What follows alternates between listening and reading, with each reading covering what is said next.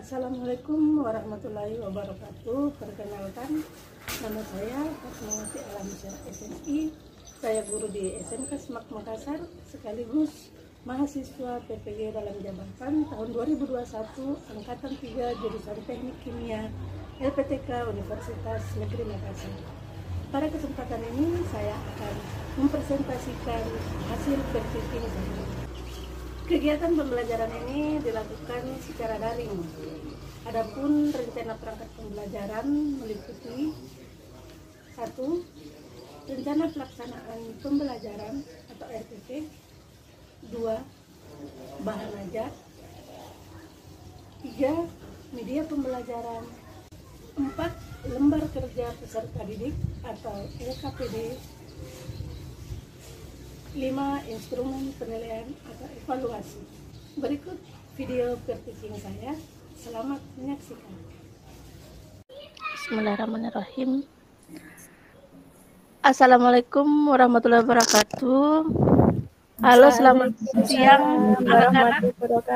Siang, Bu. Waalaikumsalam warahmatullahi wabarakatuh. Siang, Bu. Selamat siang. Bagaimana kabarnya hari ini? Alhamdulillah. Sehat? Alhamdulillah. Ibu bagaimana Alhamdulillah. kabarnya, Bu? Iya, alhamdulillah sudah membaik anak-anak walaupun masih agak serak. Mohon maaf kalau nanti sampai akhir pembelajaran suara Ibu agak serak ya. Ibu harap semua tetap semangat walaupun siang-siang bolong seperti ini. Ini kan sudah masuk jam tidur siang ya, tapi semangatnya harus tetap pagi. Jangan lupa juga tetap menerapkan protokol kesehatan dimanapun kalian berada. Tetap ingat 3M. Tapi 3M-nya bukan menutup, menguras, dan mengubur ya. 3M-nya memakai masker, mencuci tangan, dan menjaga jarak. Apalagi kita kan masih PPKM ya di Makassar. Oke, sebelum mulai pembelajaran hari ini, ada baiknya mungkin kita berdoa dulu. Ketua kelasnya Ajeng sudah ada? Hadir, Bu. Oh iya, ketua kelas yang pimpin ya doanya. Oke, silakan Ajeng. Teman-teman, sebelum kita mulai belajar pada siang hari ini, mari kita berdoa menurut agama dan kepercayaan masing-masing. Berdoa mulai.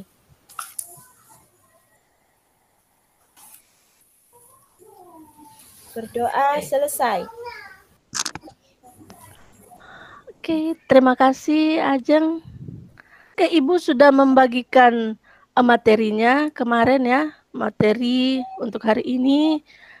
Ibu juga sudah bagikan videonya, link absennya juga tadi Ibu sudah bagikan sebelum Vicon pertama ini kita mulai. Jadi saya mau cek dulu apa semuanya sudah hadir ini. Saya cek dulu ya. Hadir semua ya? Hadir, Bu. Saya, Bu. Semua insyaallah hadir, Bu. Hadir ada ya. Oke, hadir semua. Alhamdulillah kalau hadir semua. Sebelum materi hari ini kita mulai, saya mau tanya, siapa yang masih ingat materi kita minggu lalu? Ada yang masih ingat? Ya, apa materinya minggu lalu? Iya, betul, permanatometri. Ada yang masih ingat apa itu permanatometri? Yang masih ingat pengertiannya permanatometri baru seminggu loh ini, sudah lupa. Nah, Esti, coba Esti, apa pengertian permanatometri? Permanatometri itu suatu analisis titrimetri yang didasarkan pada reaksi redoks zat yang ditetapkan yang bersifat reduktor dengan menggunakan larutan standar KMNO4, Ibu. Oke, betul sekali. Alhamdulillah masih ada yang ingat. Saya harap semuanya ingat, semuanya memahami karena ini akan kalian pakai sampai kalian kelas 3, kelas 4, sampai kalian lulus, sampai kalian kerja ya. Oke, kita lanjut ya pertemuan hari ini. Ibu akan membahas materi baru. Sebelumnya Ibu mau share screen dulu ya. Segar ya gambarnya. Segar sekali. Siang-siang begini. Bikin haus, Bu. Iya, Ibu juga ikutan haus ini. Ntar kita buat bareng-bareng habis pembelajaran ini. Kebetulan ini kan pembelajaran terakhir ya hari ini. Ibu penutup hari ini ya. Ya, Bu. Semua pasti pernah mengkonsumsi salah satu, bahkan mungkin semua jenis minuman yang ada di gambar. Pernah ya mengkonsumsi ini semua? Pernah, Bu. Pernah, Bu. Pernah, Bu. Rasanya bagaimana ini?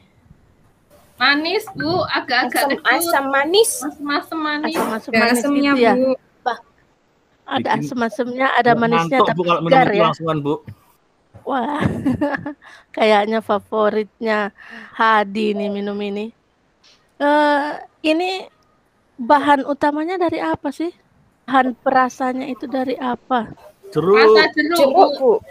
Jeruk. Iya, betul, jeruk. Jeruk itu apa saja sih kandungannya? Ada vitamin C-nya. Vitamin C. Iya, betul sekali. Jeruk itu buah yang banyak mengandung vitamin C atau kadar vitamin C-nya itu termasuk tinggi ya. Vitamin C sekarang ini pandemi ini paling banyak kita konsumsi, baik dalam bentuk minuman, dalam bentuk obat-obatan, banyak dijadikan suplemen. Sebagai seorang analis, kalian harus tahu, kok bisa sih minuman ini mengandung vitamin C? Betul tidak sih dia mengandung vitamin C sesuai yang tertera di labelnya? Di labelnya ini kan masing-masing ada kandungan-kandungan yang ada di dalamnya. Salah satunya vitamin C. Ada lagi tertera berapa banyak kadar vitamin C-nya. Nah, sebagai seorang analis, kalian harus tahu, membuktikan apa benar minuman-minuman kemasan rasa jeruk ini betul mengandung vitamin C. Kalau memang dia mengandung vitamin C, kalian bisa buktikan berapa banyak kadar vitamin C yang ada di dalam minuman tersebut. Kira-kira siapa yang bisa jawab?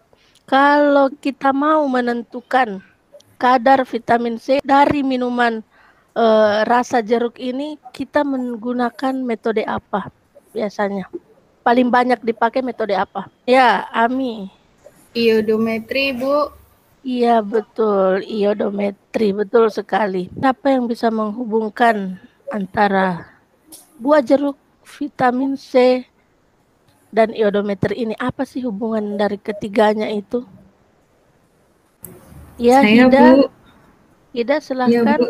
Ya. Iya, Bu. Jeruk merupakan salah satu buah favorit dan banyak dikonsumsi oleh masyarakat. Jeruk merupakan buah yang mengandung kadar vitamin C yang tergolong tinggi, di mana vitamin C-nya itu berguna sebagai antioksidan dan banyak digunakan dalam pengobatan atau suplemen. Nah, analisanya dari kadar vitamin C itu dapat dilakukan dengan metode titrasi iodometri, Bu. Oke, betul sekali ya.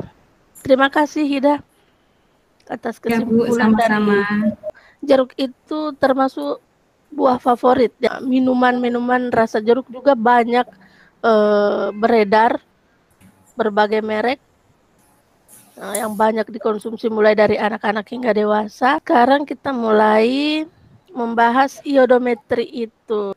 Kenapa sih kita harus belajar iodimetri? Untuk kompetisi dasar yang harus kalian capai untuk mempelajari iodimetri ini, agar kalian itu bisa memahami konsep dasar dari iodimetri, memahami konsep dasarnya, bisa memahami juga cara perhitungan kadar unsur secara iodimetri. Adapun indikator pencapaian kompetensi yang harus dicapai, yang harus kalian capai, yaitu menjelaskan definisi iodimetri. Kalian juga dapat menganalisis konsep iodimetri, menganalisis konsep larutan standar dan bahan baku yang digunakan pada metode iodimetri, mengkomunikasikan cara penentuan kenormalan larutan standar tio dan iodium, mendiskusikan dan mengkomunikasikan perhitungan kadar unsur secara iodo-iodimetri. Untuk tujuan pembelajarannya, yang pertama, saya harap setelah pembelajaran ini kalian bisa menjelaskan definisi, kalian dapat menjelaskan konsep larutan standar dan larutan baku. Kalian bisa menjelaskan konsep perhitungan kenormalan iodo-iodimetri, yaitu larutan standar tio dan larutan standar iod. Kalian juga dapat menjelaskan dan menentukan kadar suatu unsur secara iodo-iodimetri. Contohnya tadi, di awal kalian bisa menentukan berapa sih kadar vitamin C yang terkandung dalam minuman rasa jeruk tadi. Nah, iodo-iodimetri itu sendiri, pengertiannya dalam analisa volumetri adalah proses titrasi terhadap iod I2 yang bebas dalam larutan.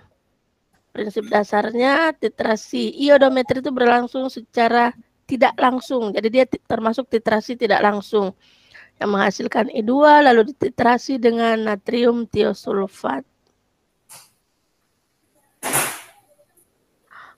I2 yang dibebaskan saat bereaksi itu dititrasi dengan larutan natrium tiosulfat hingga warna birunya hilang atau sampai dia berubah jadi dari warna biru sampai tidak berwarna. Iodimetri adalah titrasi langsung. Jadi beda dengan yang tadi. Kalau iodometri dia titrasinya tidak langsung, untuk iodimetri titrasinya termasuk titrasi langsung. Jadi zat-zat potensial oksidasinya lebih rendah dari sistem iodium iodida sehingga zat tersebut akan teroksidasi oleh iodium. Jadi langsung dititrasi menggunakan iod atau I2 ya.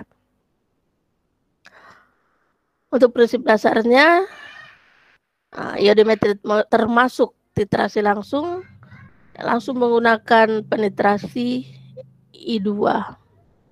Perubahan warnanya sama atau warna biru hilang. Bahan baku untuk natrium tiosulfat itu ada 5. Ada kalium dikromat, kalium iodat, ada KBRO3, K3FeCN6 dan I2 itu sendiri atau iod itu sendiri. Untuk larutan baku untuk I2 itu ada 2, yaitu arsen trioksida dan natrium tiosulfat. Untuk standarisasi natrium tiosulfat kita dapat menggunakan biasanya di lab ya. Di lab saat nanti kalian praktikum volumetri itu biasanya kita menggunakan 2, yaitu kalium dikromat dan kalium iodat. Untuk menetapkan standarisasi atau kenormalan iod, kita paling sering menggunakan larutan natrium tiosulfat karena di lab kita belum punya arsen trioksida. Tapi kalian harus tahu kalau selain natrium tiosulfat, arsen trioksida ini bisa digunakan untuk menentukan standarisasi atau kenormalan dari iod. Sampai sini paham ya anak-anak dari penjelasan Ibu? Ini materinya kalian bisa lihat di Google Classroom, nanti kita bisa diskusi di sana kalau ada yang mau ditanyakan lebih lanjut. Materinya kalian bisa download di situ, baik PPT maupun materi ajarnya. Kalau memang tidak ada pertanyaan untuk di sesi ini, kita lanjut ya untuk tugas hari ini. LKPD-nya kalian sudah lihat semua kan? Saya sudah upload di Google Classroom. Nanti kalian bisa lihat link videonya juga ada saya sematkan di situ, bisa dibuka itu langsung dari YouTube Ibu. Jangan lupa YouTube Ibu di subscribe, di like dan share ya. Sekalian Ibu promosi. Untuk LKPD-nya ini Ibu sudah bagi kelompok. Ada 4 kelompok. Nama-namanya bisa dilihat di Classroom. Kalian ada 12 orang, jadi satu kelompok itu ada 4 orang. Tugas setiap kelompok berbeda-beda. Nanti kita diskusi di Classroom. Saya harap ini bisa diselesaikan waktu yang Ibu berikan 30 menit. Setelah selesai sebentar, kita lanjut lagi Vikon sesi kedua ya. Dan ya minimal ada 1-2 kelompok lah ya yang bisa tampil untuk presentasikan hasil diskusi kelompoknya. Jadi nanti dari video itu kalian saya harap bisa membuat diagram alir atau diagram gambar. Nanti kita sama-sama koreksi, kita sama-sama belajar ya. Silahkan lihat seksama tugasnya di Classroom. Ada pertanyaan sampai di sini anak-anak? Tidak, Bu. Tidak, Bu. Tidak ada ya? Ya, karena sudah tidak ada pertanyaan, sudah jelas semua LKPD-nya. Kalau mungkin ada yang malu bertanya, bisa bertanya via Google Classroom. Kita lanjut di Google Classroom. 30 menit kemudian kita bertemu lagi di sini ya. Vicon ini, nanti saya bagikan link Vicon-nya di grup WA. Oke, terima kasih. Assalamualaikum warahmatullahi wabarakatuh. Ibu Liv ya. Ya, Bu. Waalaikumsalam warahmatullahi wabarakatuh. Wabarakatuh.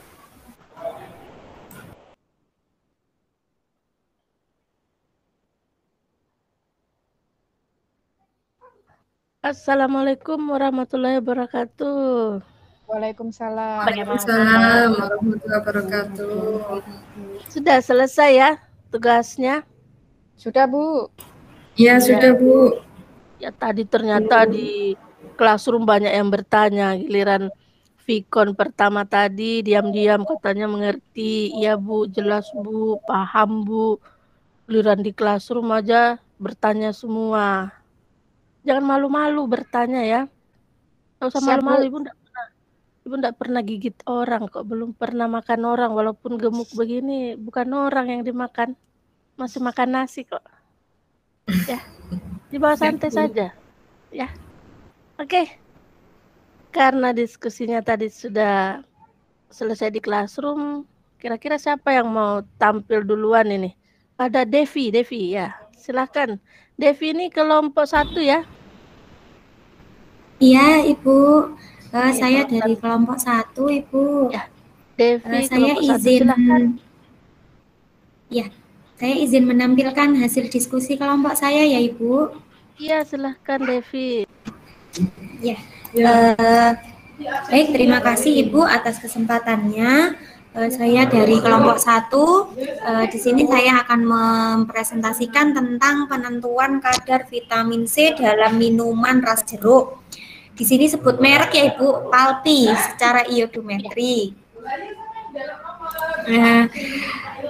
Nah, ini untuk prinsip dasarnya itu untuk mengetahui kadar vitamin C dengan metode titrasi redox yang digunakan adalah titrasi langsung dengan menggunakan iodin. Nah, untuk selanjutnya di cara kerjanya. Nah, di sini sudah saya tampilkan juga Ibu skema kerja. Jadi ada alat dan juga prosesnya. Dan juga ini untuk cara kerjanya, yaitu 20 ml larutan sampel diencerkan hingga 100 ml dengan Aquades.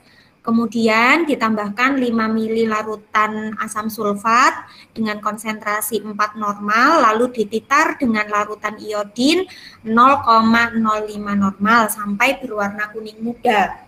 Setelah itu ditambahkan indikator amilum hingga berubah warnanya menjadi biru.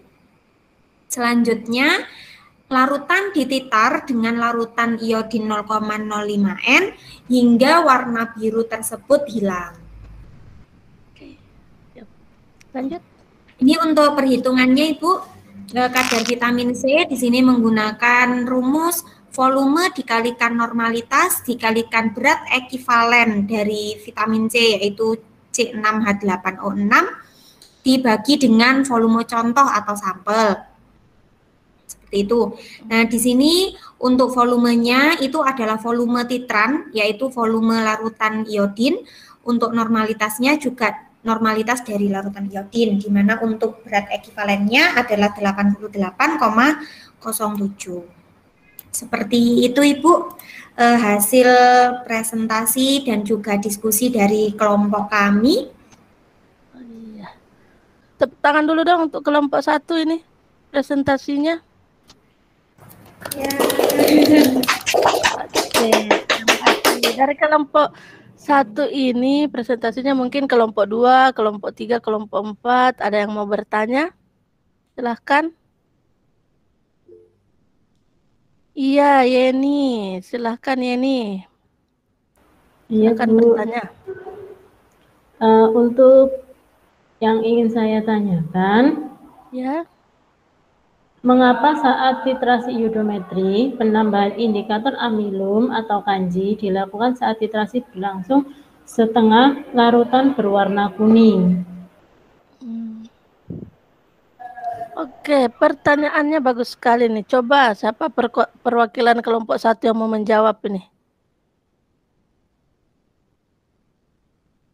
Ya, kelompok 1 Saya, Bu. siapa yang Saya, mau Bu. menjawab? Oh iya, Dian, silahkan Dian. Iya. Kalau berdasarkan diskusi kami, Bu, agar amilum atau kanji itu tidak membungkus iod sehingga Ya. mengganggu pengamatan saat penentuan titik akhir titrasi, Bu. Iya, betul sekali ya. Betul sekali jawaban dari kelompok 1. Tadi pertanyaan dari Yeni, mengapa pada penetaran iodometri itu indikator amilum atau kanji ditambahkan setelah sebagian besar iod telah bereaksi dengan amilum atau setelah setengah reaksi yang ditandai tadi dengan perubahan warna kuning muda. Itu agar amilum atau kanji itu tidak membungkus iod sehingga menyebabkan nanti iodnya itu sukar lepas. Jadi dia tidak bisa lepas kembali. Jadi nanti pada saat terbentuk warna biru, kita akan sulit pengamatannya pada titik akhirnya. Sekali terima kasih pertanyaannya Yeni. Terima kasih juga jawaban dari Dian, perwakilan dari kelompok 1. Ada lagi mungkin yang mau bertanya? Tidak ada lagi ya? Kalau gitu diskusinya kita akhiri. Semua kelompok sudah tampil, semua sudah antusias, bertanya, menjawab, semuanya siap. Sepertinya sudah mengerti dengan materi yang saya bagikan. Berarti saya sudah cocok membagikannya di awal, biar kalian juga bisa membaca-baca, walaupun itu membuka lewat handphone, ya. Jadi handphonenya tidak hanya dipakai buat mabar saja ya, Hadi dan Robin ya. Apalagi malam minggu ini. Lihat Kalau malam minggu Bu. Malam minggu enggak apa-apa, mabar kan minggu besoknya. Kalau minggu enggak boleh, apalagi Senin kita upacara walaupun cuman lewat Vicon saja upacaranya. Kita mau upacara 17-an hari Senin, jangan telat bangun. Jadi minggu malam Hadi, Robin ini kebiasaan jangan mabar. Kalau mabar ajak-ajak ibu. Ya, sama aja itu, Bu. Oke, kita tadi sudah selesai mengerjakan LKPD, nanti diperbaiki lagi ya. Tadi kan banyak masukan dari teman-temannya melalui Vicon, melalui Classroom, banyak masukan, nanti diperbaiki lagi yang kurang ditambah, yang sudah bagus tinggal diperbagus lagi. Ibu kasih batas waktu sampai sehari sebelum kita masuk lagi minggu depan ya. Jadi sehari sebelumnya. Kalau bisa uploadnya jangan malam-malam. Paling lambat sore lah ya. Jadi malam ibu bisa periksa. Jadi hasilnya bisa kalian lihat sebelum kita pembelajaran besoknya. Dari awal kita pembelajaran sampai tadi kita diskusi sampai sekarang, ada yang bisa bantu saya memberikan kesimpulan mengenai materi kita hari ini, iodo-iodimetri? Nira, silahkan Nira.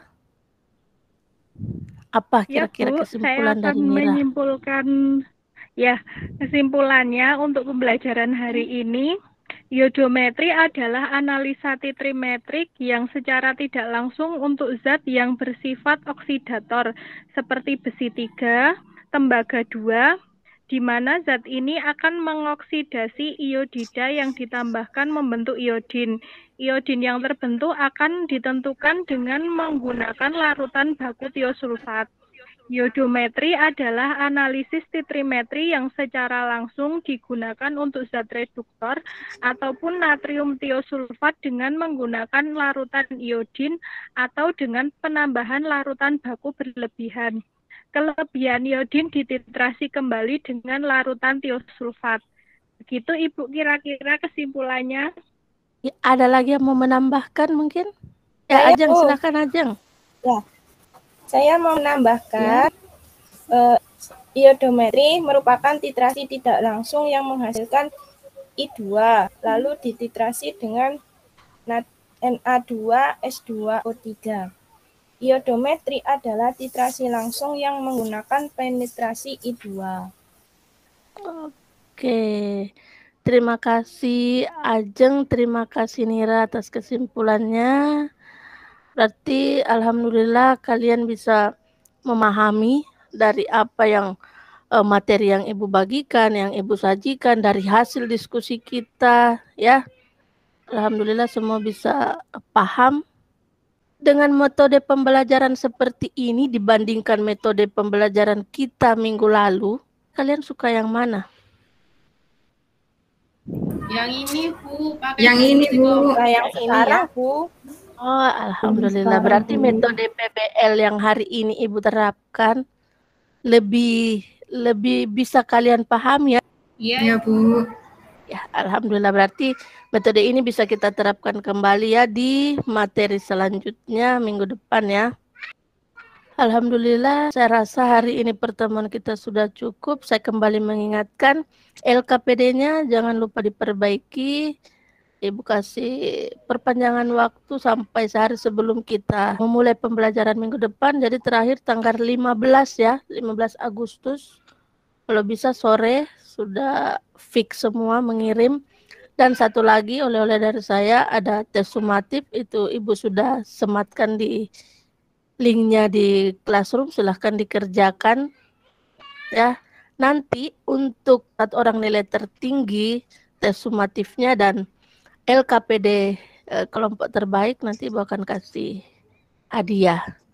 Tapi untuk hari ini Ibu ada hadiah. Jangan lupa nanti setelah Vicon ini semua japri saya ya alamatnya. Ibu mau mengirimkan hadiah ini. Ada oleh-oleh dari sekolah, ada masker dan juga hand sanitizer. Ini dibuat langsung sama kakak-kakak kalian kelas 4 yang Kalian sirup Markisa, Bu ya.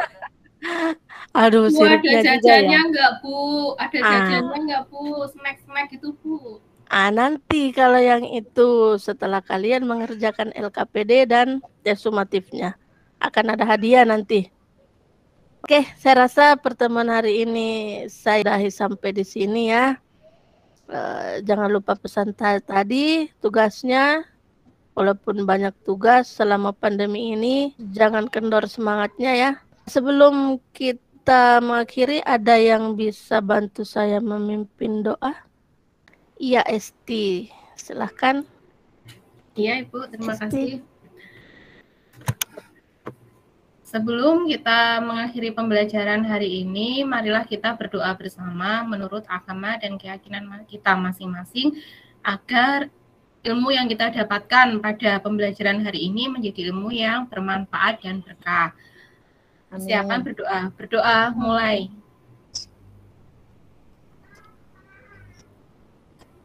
Berdoa selesai.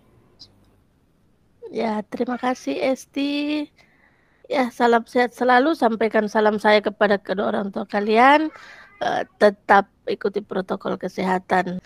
Terima kasih. Wassalamualaikum warahmatullahi wabarakatuh. Saya izin live ya. Waalaikumsalam warahmatullahi wabarakatuh. Terima kasih, Fatma. Terima kasih, Bu.